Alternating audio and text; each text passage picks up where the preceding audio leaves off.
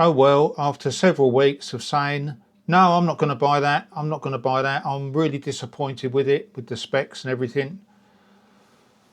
Well, I weakened, so I bought one. I thought, well, I can try it, see what happens. If I don't like it, I can sell it. So I'm going to do a video about this. I'm not going to do an unboxing video. If you don't know how to open a box, then you shouldn't be flying a drone, really. I'm going to go straight into it and get this all charged up, ready to go, updated, etc, etc, and then take it out for a spin and see what I think.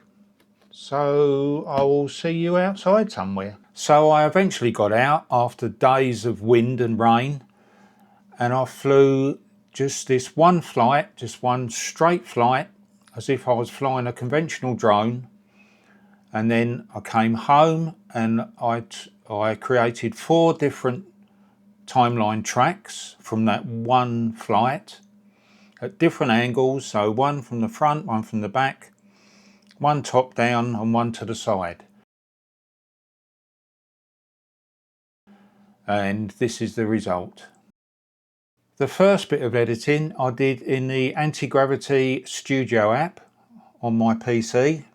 I then imported it into DaVinci Resolve and did a little bit of colour grading, because my main concern was how I can get the best quality out of this drone.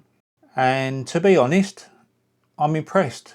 For a first flight and a first edit, and this was only a very basic edit, I am very impressed with the drone and I can't wait to go out and film some more with it.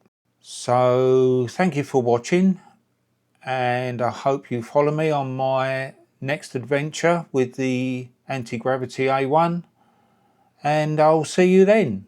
Bye.